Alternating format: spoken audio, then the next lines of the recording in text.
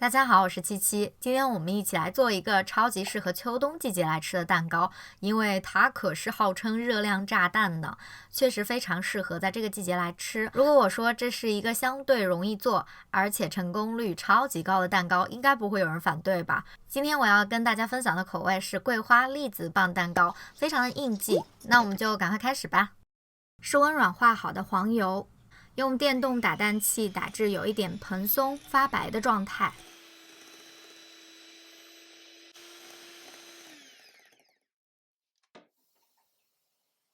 加了糖之后，可以先用刮铲翻拌一下，之后再用电动打蛋器，这样就不会四处飞溅了。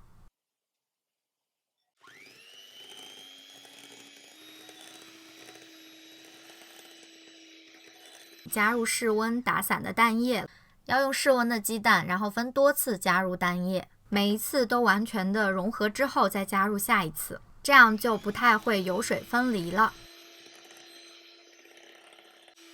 很多小可爱都非常头疼油水分离的问题。如果是冬天室温比较低的时候做，就可以像我这样，底下呢放一个小锅，小锅里面放一些温水，这样就不会出现那种油水分离的状况。当然也可以拯救一些翻车现场。在这一部翻过车的勇士们来扣个一吧。接着分2次来筛入混合好的面粉，就这样子压拌的方式把面粉拌匀。加入1勺糖桂花，当然如果没有这种糖桂花酱的话，也可以自己用干桂花加一些糖浆来调配，或者也可以省略。先挤一层蛋糕糊到模具里，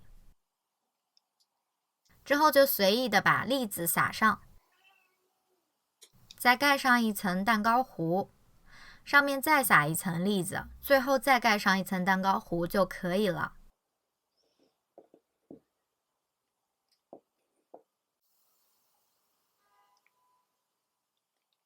可以用刮铲把它整形一下，就是整成中间低两边高一点的，也非常利于膨胀。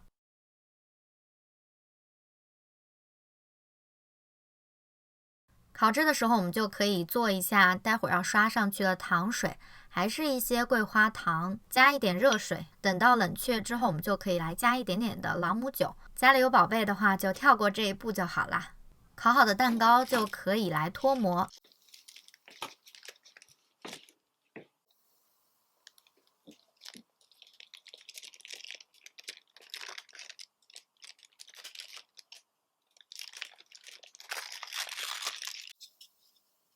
然后就可以刷上我们刚刚准备好的糖水，再稍微晾凉一下，就可以用保鲜膜把它包起来。像现在因为是冬天嘛，所以直接放置在室温下，可以让它回油2天，会更加的湿润好吃。当然呢，你当下就吃，其实也是非常柔软湿润的。那宝宝们都喜欢吃什么口味的棒蛋糕啊？也可以在评论或者是弹幕里面留言分享一下哦。